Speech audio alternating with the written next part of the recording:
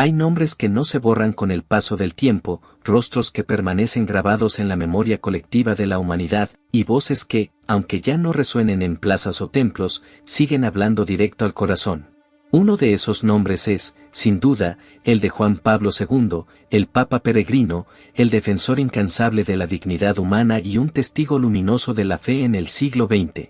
Karol Józef Wojtyła, ese fue su nombre antes de subir al solio pontificio. No fue un hombre ajeno al sufrimiento ni a las grandes crisis de su tiempo. Nacido el 18 de mayo de 1920 en Polonia, creció bajo el peso de las guerras que desgarraron Europa y bajo la sombra de regímenes totalitarios que intentaron silenciar la voz de Dios en el corazón de los hombres. Sin embargo, lejos de quebrarse, su espíritu se fortaleció. Su fe, en lugar de apagarse, se hizo más fuerte.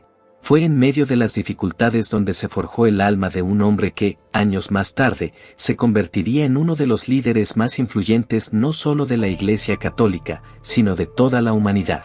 Juan Pablo II no solo guió a la Iglesia en tiempos de grandes desafíos, sino que supo tender puentes entre culturas, credos y generaciones. Su voz fue firme, clara, siempre al servicio de la verdad, y su vida, un testimonio constante de esperanza, caridad y valentía. Acompáñame en este recorrido por la vida de un hombre que cambió la historia, no con poder ni violencia, sino con el testimonio radical del Evangelio, amor, perdón y sacrificio. La vida de un santo que, hasta el último aliento, enseñó al mundo que no debíamos tener miedo. Karol Wojtyła, a quien el mundo conocería años más tarde como San Juan Pablo II, nació en el seno de una familia sencilla pero profundamente marcada por la fe y la adversidad. Fue el menor de 3 hermanos. Hijo de Karol Wojtyła, un suboficial del ejército austrohúngaro quien más tarde serviría con humildad y firmeza como padre de familia, y de Emilia Kaczorowska, una mujer de corazón piadoso, cuya presencia llenaba de ternura el hogar. Aunque la familia supo tejerse en el afecto, la tragedia no tardó en tocar sus puertas. Su hermana mayor, Olga, a quien nunca llegó a conocer, falleció antes de su nacimiento. En 1929, cuando Karol apenas era un niño, perdió a su madre, un golpe que marcaría para siempre su alma sensible y creyente. 3 años más tarde, su hermano mayor, Edmond, a quien admiraba profundamente y que había consagrado su vida al servicio de los enfermos como médico, falleció a causa de una enfermedad contraída en el ejercicio de su profesión. Finalmente, en 1941, mientras Europa era arrasada por la guerra y Polonia sufría bajo el yugo nazi, Karol también despediría a su padre, quedando a los 21 años huérfano en el mundo. Pero a pesar de estas pérdidas, su espíritu no se quebró. Más bien, su corazón encontró refugio en Dios y, poco a poco, el dolor se transformó en una fuerza interior que lo conduciría por caminos que cambiarían la historia. Desde niño, Karol demostró una fe viva y sencilla. A los 9 años recibió con gran devoción su primera comunión y ya a los 18 fue confirmado, sellando su compromiso personal con Cristo y con la Iglesia. En 1938, tras completar sus estudios en la Escuela Superior de su ciudad natal, Wadowica, ingresó a la prestigiosa Universidad Jagiellonica de Cracovia, una de las más antiguas de Europa, donde comenzó a nutrir su intelecto con las letras, la filosofía y el arte. Sin embargo, el estallido de la Segunda Guerra Mundial y la brutal ocupación nazi truncaron sus estudios apenas un año después. Los invasores cerraron las universidades y persiguieron sin piedad toda expresión de cultura, libertad y espiritualidad polaca.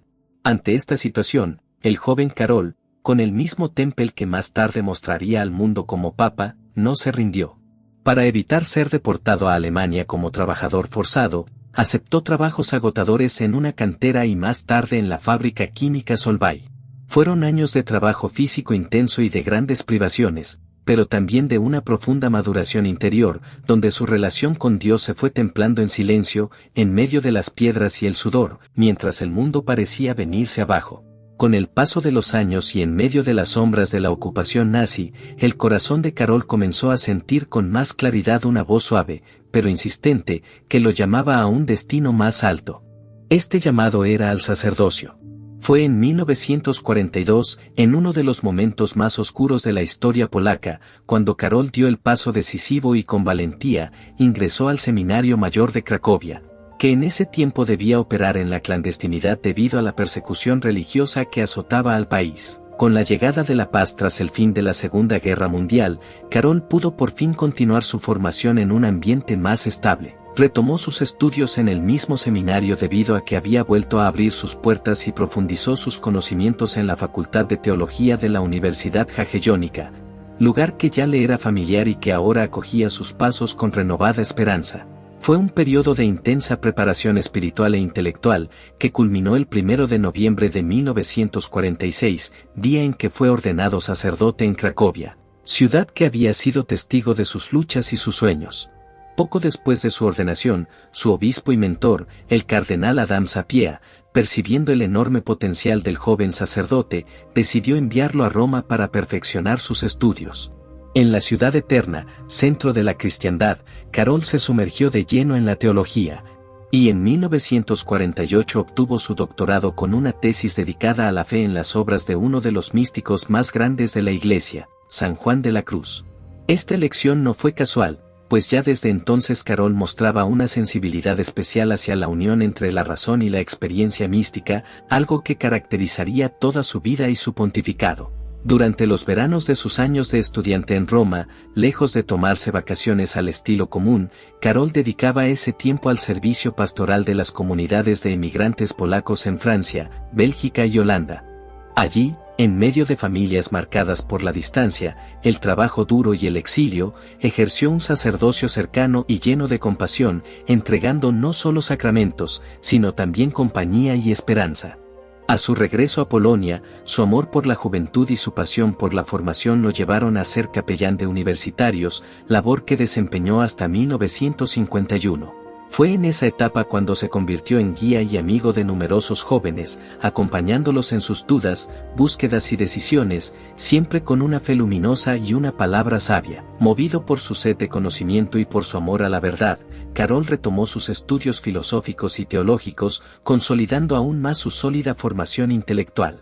Poco después, su vocación de maestro encontró un nuevo cauce cuando comenzó a impartir clases de teología moral y ética, tanto en el Seminario Mayor de Cracovia como en la Facultad de Teología de Lublin. Allí, en las aulas, dejó una huella imborrable en generaciones de futuros sacerdotes y teólogos, enseñando no solo con libros, sino sobre todo con el ejemplo de una vida coherente, humilde y profundamente entregada a Cristo. La vida de Carol Wojtyła es una de esas historias donde la providencia de Dios se entrelaza con la humildad y la entrega silenciosa. Tras años de dedicación pastoral, de estudio, de acompañar a jóvenes y de enseñar con pasión, el 4 de julio de 1958, su vida daría un giro definitivo.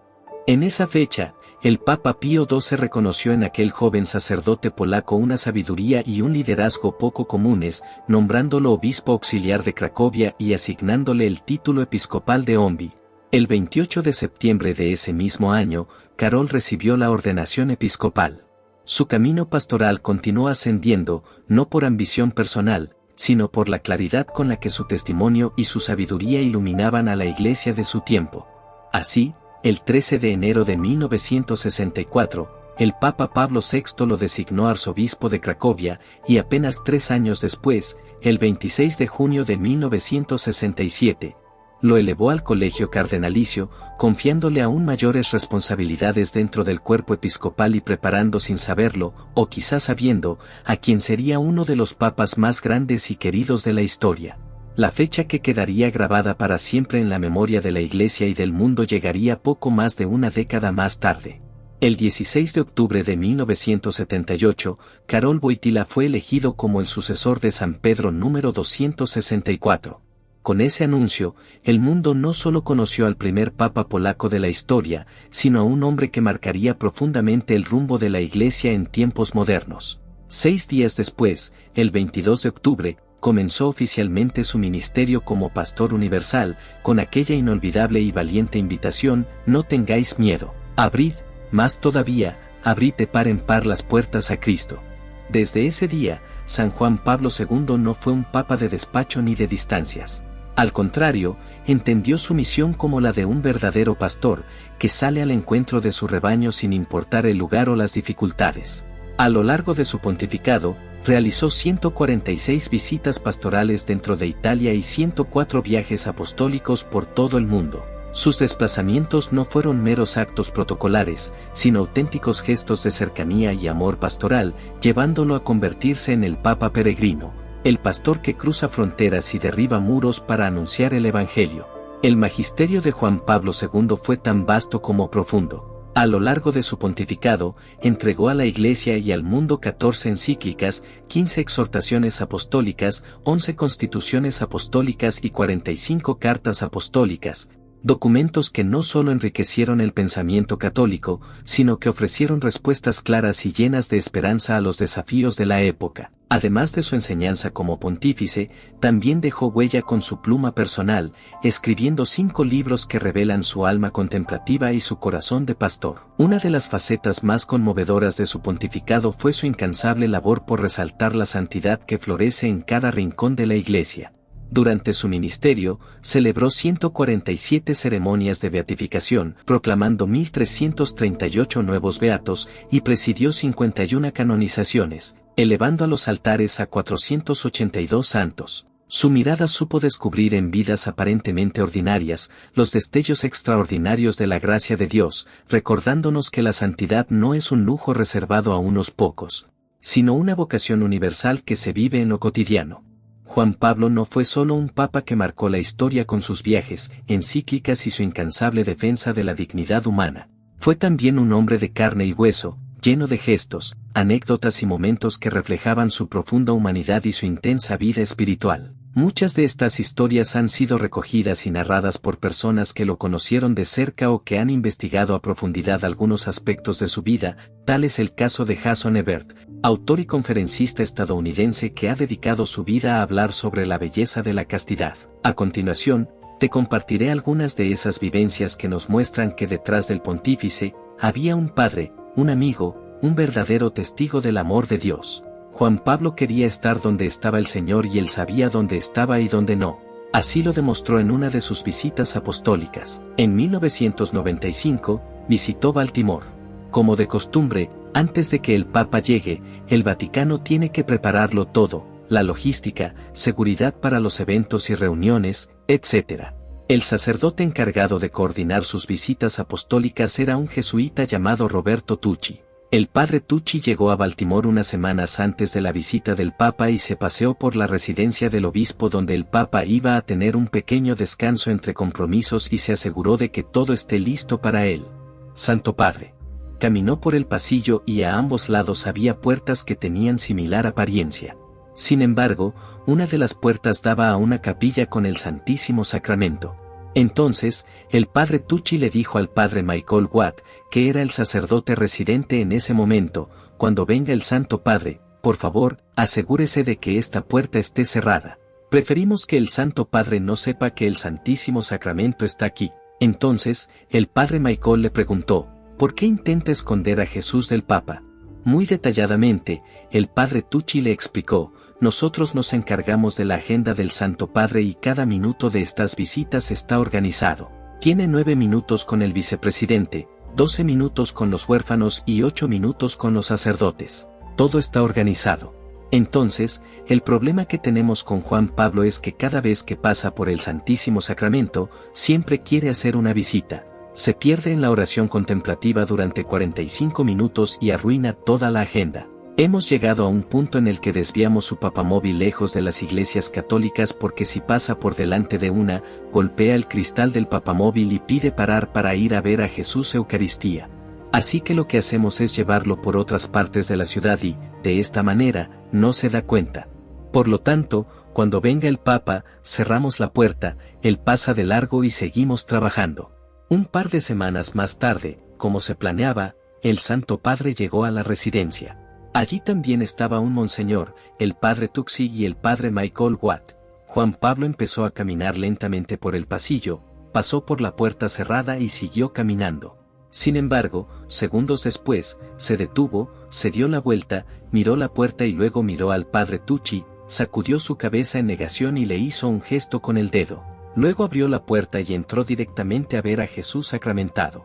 El padre Michael Watt se quedó asombrado y comentó: el Papa nunca había estado en este lugar, nunca había visto este lugar y la puerta no tenía nada que la distinguiera como capilla. Era solo una puerta más en un pasillo de puertas, pero se dio la vuelta, abrió la puerta, entró en la capilla y rezó. Según el padre Michael, el Santo Padre permaneció en oración el tiempo suficiente para estropear la agenda y luego abandonó la residencia para dirigirse a su cita. Ahora, si creen que esto es una coincidencia, el padre Michael dijo que hizo lo mismo al día siguiente en el seminario. Se suponía que no iba a visitar el seminario y sus organizadores tenían claro que no había tiempo para ello, pero cuando Juan Pablo pasaba por allí, vio a los seminaristas fuera aclamándole e insistió en que quería hacerles una visita, así que entró sin planeación previa. El servicio secreto ni siquiera había hecho un registro completo del edificio porque esta espontánea interrupción no estaba en los planes, pero Juan Pablo, una vez dentro del edificio, se dirigió directamente a la capilla como si supiera dónde estaba. Después de dedicar un tiempo generoso al Santísimo Sacramento, Juan Pablo vio las instalaciones, saludó a todos esos futuros sacerdotes con evidente alegría y sin ningún sentido de urgencia. Después de esto, se dirigió a la reunión en el aeropuerto, donde hizo esperar durante unos 45 minutos al vicepresidente junto al personal que lo acompañaba para la ceremonia de despedida. De cierta manera, su modo de vivir transmitía el mensaje de que debemos vivir en el tiempo de Dios y que no nos basta como católicos solo recibir el bendito sacramento. Juan Pablo quería mostrarte que tienes que contemplarlo. Y esto fue lo que dijo: cuando contemplas el amor que está presente en el sagrario, este amor se enciende en nosotros, el amor se renueva en nosotros. Por tanto, no son horas pasadas en la ociosidad u horas en las que nos aislamos de nuestro trabajo, sino que son momentos en los que emprendemos algo que constituye el sentido más profundo de todo nuestro trabajo. Por numerosas que sean nuestras actividades, nuestros ministerios, nuestras preocupaciones o nuestros esfuerzos, si no hay amor, todo carece de sentido.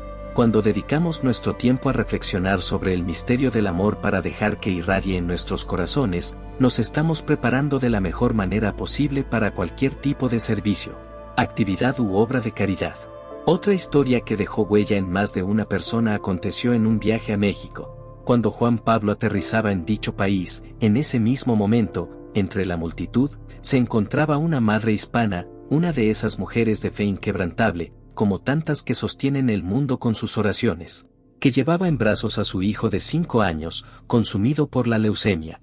El pequeño pesaba apenas 14 kilos. Su cuerpecito frágil había resistido sesiones dolorosas de quimioterapia, sin ningún resultado.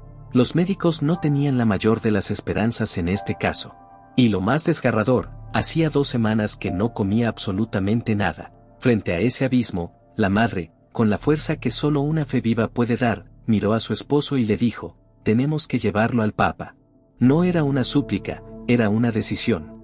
El marido, un hombre abiertamente ateo, de ideología izquierdista y completamente alejado de la Iglesia, se negó rotundamente. Pero ella, como tantas madres latinoamericanas que han aprendido a esperar contra toda esperanza, no aceptó un no por respuesta. Tomó al niño en sus brazos, convenció al padre y lo llevó con ella al aeropuerto, donde aterrizaría el sucesor de Pedro. El avión papal tocó tierra, y Juan Pablo II descendió entre cantos, aplausos y pañuelos al viento. Caminaba lentamente, bendiciendo, sonriendo, acogiendo con su mirada a cada rostro anhelante. Fue entonces cuando sus ojos se posaron sobre ese niño enfermo. Se acercó sin titubear, lo tomó con ternura, besó su cabecita calva, testigo mudo del sufrimiento, lo bendijo y siguió su camino. Lo que ocurrió después solo puede describirse como un susurro del cielo en medio del ruido del mundo. Segundos después de recibir aquella bendición, el niño se volvió hacia su madre y, con la inocencia luminosa de los santos, le dijo: tengo hambre. La madre se sorprendió. Su hijo no había comido en 14 días. Pero el niño insistió. Finalmente, le dieron de comer. Lo llevaron a casa, los médicos lo revisaron y confirmaron lo que ya se intuía en el corazón de aquella madre: no había rastro alguno de leucemia.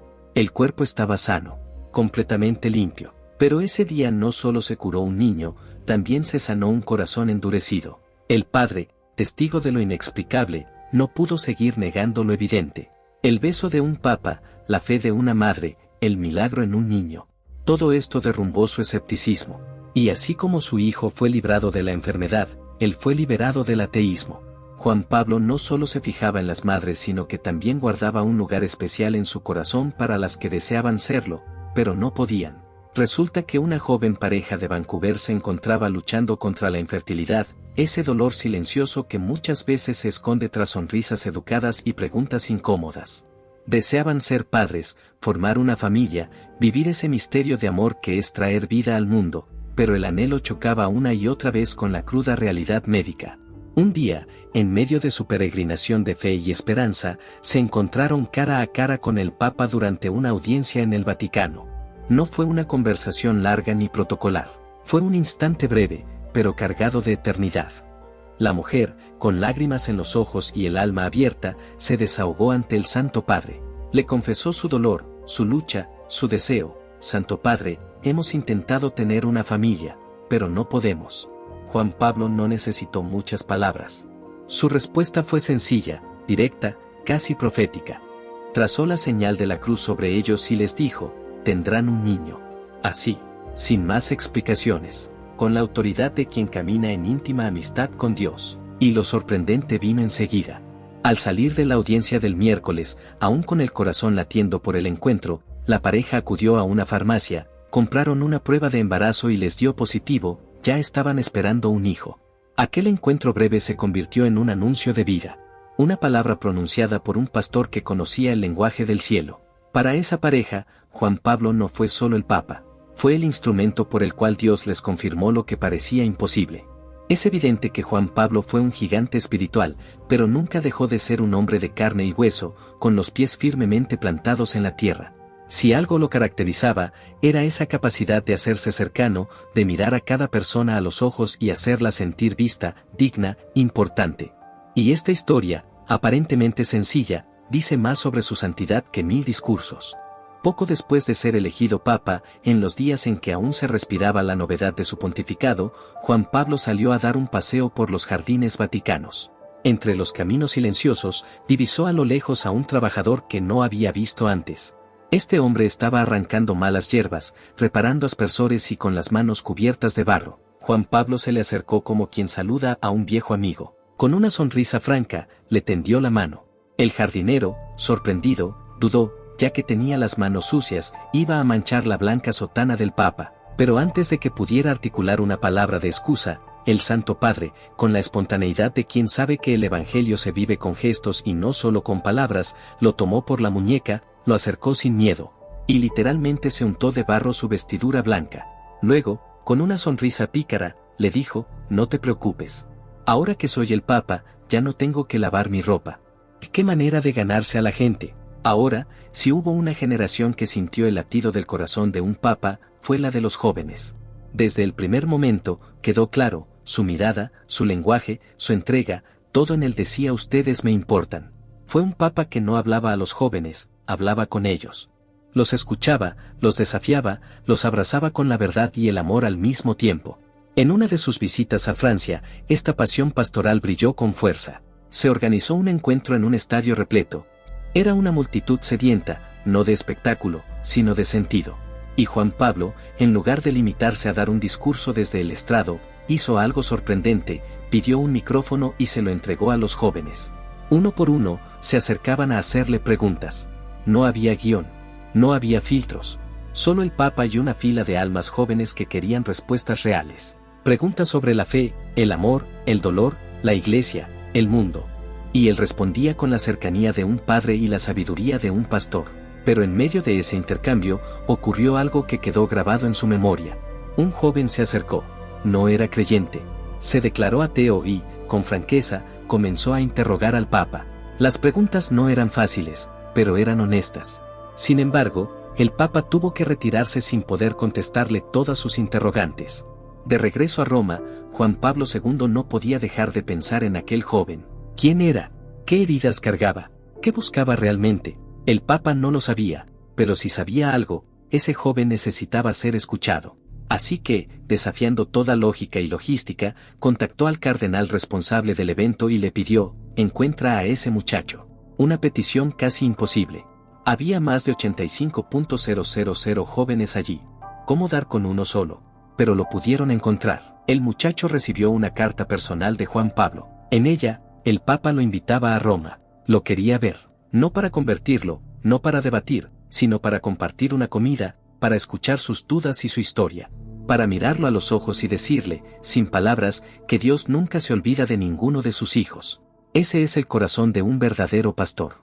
Un papa que no solo hablaba de Cristo, lo encarnaba, que no solo amaba a los que creían, sino que buscaba con ternura a los que no creían, porque entendía que en cada búsqueda, incluso en la negación, hay un eco del alma que clama por sentido.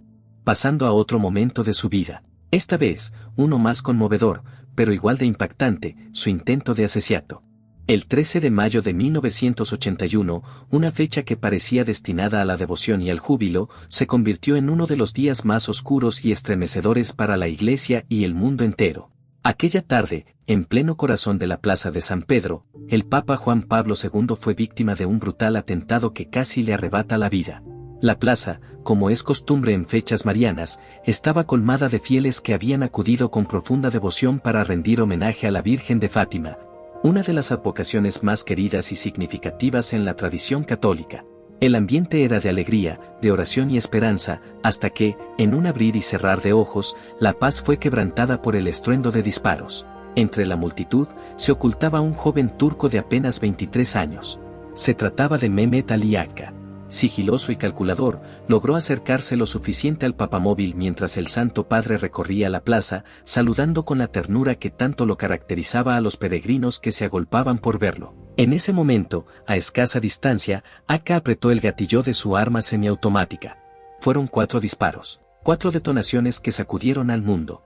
2 proyectiles impactaron en el abdomen del Papa, los otros 2, en su mano y en su brazo. La multitud, horrorizada, tardó segundos en comprender la magnitud de lo que había ocurrido, mientras algunos valientes, entre ellos un grupo de religiosas que se encontraba cerca del atacante, intervinieron rápidamente, logrando que el joven no continuara con su ataque. A pesar de la confusión y el caos, el agresor fue reducido y detenido en el mismo lugar, pero la atención de todos estaba centrada en el Papa, cuyo cuerpo herido era trasladado de urgencia. La gravedad de sus lesiones mantenía al mundo en vilo, sin embargo, la providencia tenía otros planes. El estruendo de los disparos se apoderó de la plaza de San Pedro como un trueno inesperado que desgarró la calma de aquella tarde. Durante unos instantes, el desconcierto fue absoluto, pero enseguida ocurrió algo profundamente conmovedor, el bullicio se transformó en un silencio reverente y luego, como si una sola alma guiara a aquella multitud, miles de personas se arrodillaron y comenzaron a rezar. Era un clamor que surgía desde lo más profundo del corazón, una súplica desesperada y a la vez confiada, que muchos aseguran fue decisiva para inclinar la balanza entre la vida y la muerte. La oración colectiva elevaba a los cielos una sola petición, que el Papa viviera. Mientras tanto, las heridas que Juan Pablo II había sufrido se revelaban como algo verdaderamente asombroso. Aunque las balas habían penetrado en su cavidad abdominal, ni un solo órgano vital ni arteria mayor había sido dañado. Humanamente, era difícil de explicar, médicamente, casi un milagro. Sin perder un solo segundo, el papamóvil arrancó con premura, abriéndose paso entre la multitud que seguía en oración, hasta alcanzar la ambulancia que aguardaba para trasladarlo rápidamente al Hospital Gemelli, donde un equipo de cirujanos ya se preparaba para luchar por su vida. La cirugía fue larga y complicada, y durante varias horas el mundo entero se mantuvo en vilo. Sin embargo, contra todo pronóstico, el Papa logró sobrevivir a aquel atentado. Su cuerpo, aunque herido y frágil, comenzó una recuperación que sorprendió tanto a médicos como a fieles. El proceso fue lento, sí, pero menos complicado de lo que cualquiera habría imaginado, dadas las circunstancias. Las imágenes del atentado no tardaron en dar la vuelta al mundo. Aquellos segundos de terror, captados por las cámaras que cubrían la audiencia en la Plaza de San Pedro, se transformaron en noticia de impacto global y en motivo de angustia para millones de fieles. Las televisiones repetían una y otra vez la escena, el papamóvil ralentizando su marcha, el cuerpo del Santo Padre desplomándose sobre los brazos de sus asistentes, la multitud nefastamente sorprendida. Y luego la oración que brotó como un río incontenible. Con el paso de las horas, y más aún cuando se conocieron los detalles de su recuperación, comenzó a gestarse en el corazón de muchos la certeza de que lo sucedido no podía explicarse solo desde una perspectiva humana. Todos los detalles alimentaban la convicción de que aquella tarde, en medio del caos, una mano invisible, la de la Virgen de Fátima, según Juan Pablo II mismo confesaría más tarde, había desviado las balas. Por su parte, el atacante, Mehmet Ali Akka, fue detenido inmediatamente, juzgado y condenado a cadena perpetua en una cárcel italiana. Sin embargo, a pesar de las numerosas interrogantes que rodearon el atentado, nunca ofreció explicaciones claras sobre sus verdaderas motivaciones. Sus declaraciones, siempre ambiguas y contradictorias, dejaron más preguntas que respuestas. Hasta hoy, el porqué de aquel atentado sigue siendo, en parte, un misterio. Pero si hubo un gesto que marcó profundamente el corazón de la Iglesia y del mundo entero, fue el que sucedió 2 años después del ataque. En un acto que reflejaba con claridad la radicalidad del Evangelio, Juan Pablo II cruzó las puertas de la prisión donde Acca cumplía su condena y, sentado frente a frente con el hombre que intentó matarlo, le ofreció su perdón. En ese pequeño cubículo de concreto y rejas, el mundo fue testigo de una de las escenas más impactantes de misericordia y reconciliación que recuerde la historia reciente. No fue solo un gesto personal, sino una lección viva del cristianismo en acción: amar incluso a quien te ha herido, orar por tus enemigos, perdonar de corazón.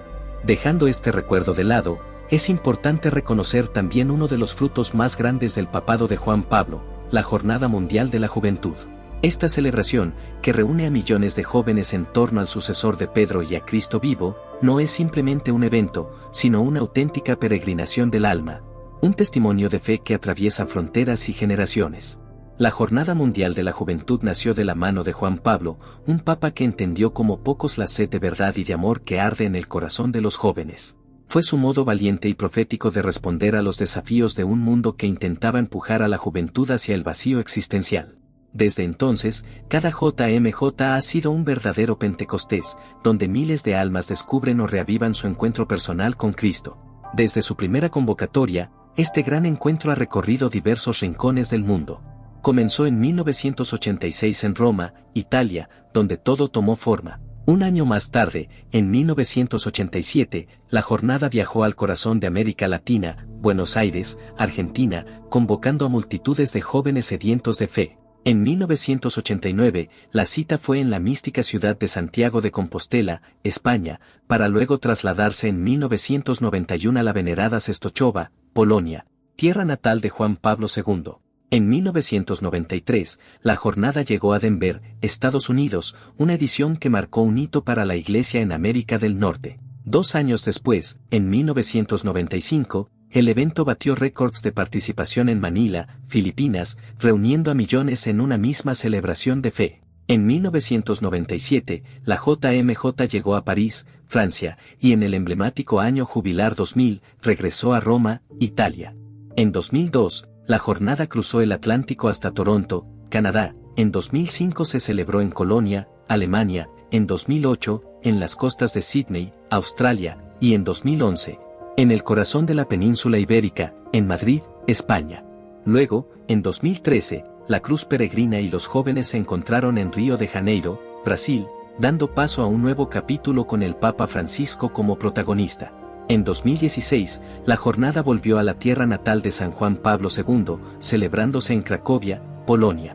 En 2019, el encuentro se trasladó a Panamá, y en 2023 tuvo lugar en Lisboa, Portugal. Ahora, con la mirada puesta en el futuro, la Iglesia se prepara para vivir esta fiesta de la fe en Seúl, Corea del Sur, en 2027, recordándonos que la misión de anunciar a Cristo no conoce fronteras. A lo largo de todas estas ediciones, los papas han regalado mensajes que han marcado la vida de millones. San Juan Pablo II, con su estilo paternal y firme, invitaba a todos los jóvenes a abrirse a la gracia con estas palabras que se han vuelto eternas. No tengáis miedo. Abrid, más todavía, abrid de par en par las puertas a Cristo.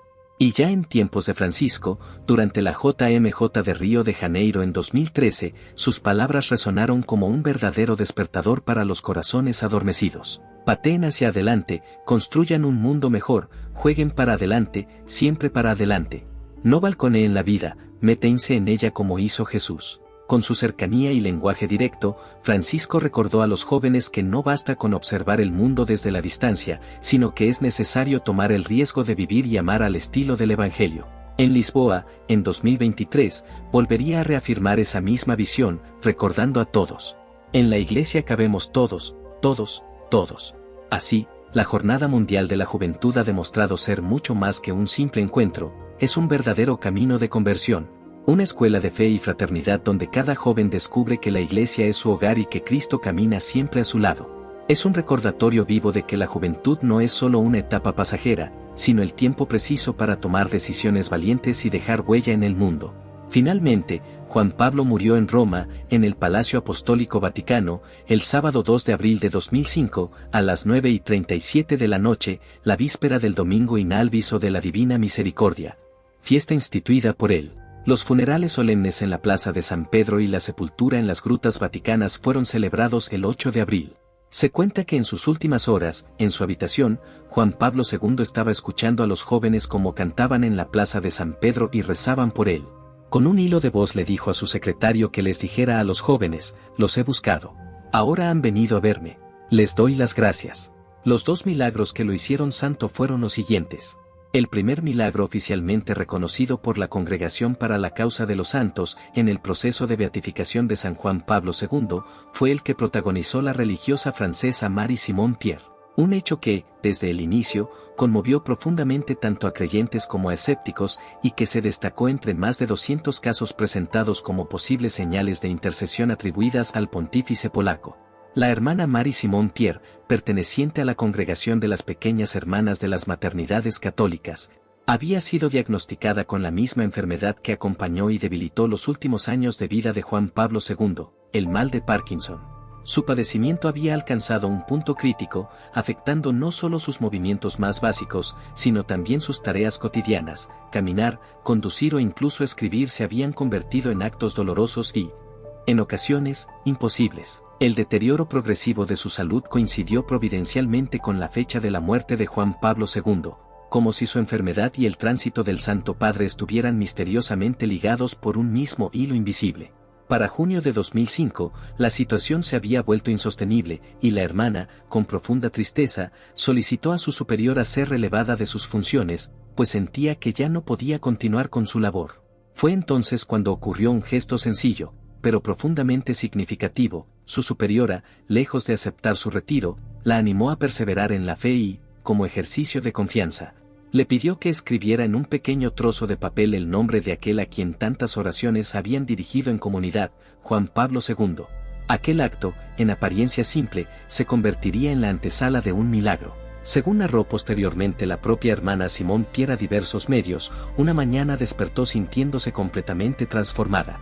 No había rastros del temblor, la rigidez y la lentitud que la enfermedad había dejado grabados en su cuerpo. Su corazón estaba lleno de certeza, había sido curada. Los médicos que la atendían no pudieron ofrecer una explicación razonable. La repentina desaparición de todos los síntomas parecía, desde el punto de vista clínico, imposible. Incluso algunos se atrevieron a cuestionar si el diagnóstico original había sido correcto. Sin embargo, un riguroso comité de especialistas revisó cada documento médico, evaluó los antecedentes y confirmó, sin lugar a dudas, tanto el diagnóstico de Parkinson como la inexplicable curación. Este caso fue, finalmente, validado por la Iglesia como un auténtico milagro atribuido a la intercesión de Juan Pablo II, convirtiéndose en el signo que abrió el camino hacia su beatificación. El segundo milagro reconocido por la Iglesia y atribuido a la intercesión de Carol Wojtyla tiene como protagonista a una mujer costarricense llamada Floribet Mora, quien fue diagnosticada con un aneurisma cerebral, una condición que ponía en riesgo inminente su vida. Lo que hace este caso aún más impactante es la fecha en la que todo ocurrió, el 1 de mayo de 2011, el mismo día en que el Papa polaco era elevado a los altares, siendo beatificado en una emotiva ceremonia celebrada en la Plaza de San Pedro, en Roma. Floribet, al recibir aquella noticia devastadora por parte de los médicos, se aferró a la única esperanza que no defrauda, la oración.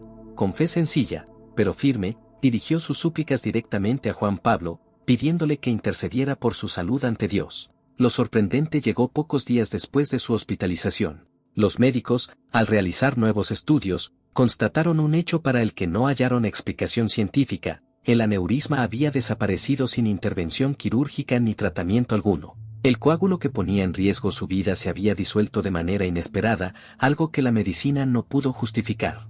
El doctor Alejandro Vargas, uno de los especialistas que siguió su caso de cerca, fue claro al señalar que no existía una razón médica que justificara tal recuperación, simplemente, no había explicación. Para Floribet, sin embargo, la respuesta era clara y no dejaba espacio a dudas, se trataba de un regalo de Dios, concedido a través de la intercesión de Juan Pablo.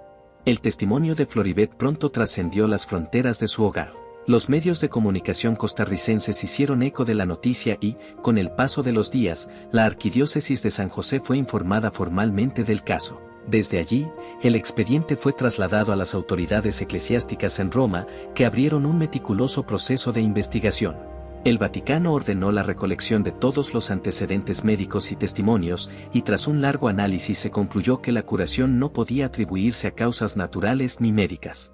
Así, este hecho fue reconocido como el segundo milagro oficial por intercesión de San Juan Pablo II, y se convirtió en el signo definitivo que abrió las puertas para su canonización. Una vez más, la vida y legado de este Papa no solo quedaban sellados en la historia de la Iglesia, sino también en la vida concreta de aquellos que, como Floribet, han experimentado que los santos no son figuras lejanas del pasado, sino compañeros de camino, presentes y activos en la vida de quienes confían en la misericordia de Dios. Finalmente, el Papa Francisco celebró el rito de canonización de Juan Pablo II el 27 de abril de 2014. Si gustan, pueden unirse en oración para que Juan Pablo interceda por nosotros. Oración a San Juan Pablo II. San Juan Pablo, pastor valiente y testigo incansable del amor de Cristo, tú que enseñaste al mundo a no tener miedo y a confiar siempre en la infinita misericordia de Dios, intercede por nosotros ante el Padre. Guíanos en el camino de la fe, ayúdanos a ser firmes en la verdad y generosos en el amor. Ruega especialmente por los jóvenes, para que, iluminados por la gracia, busquen la pureza de corazón y descubran en Cristo el sentido verdadero de la vida y del amor. Alcánzanos la gracia de la conversión sincera, para que, como hijos de la Iglesia, seamos reflejo vivo de la esperanza que no defrauda. Enséñanos, como tú, a mirar siempre a María y a caminar de la mano de Cristo, con alegría, con confianza y con un corazón puro. Amén.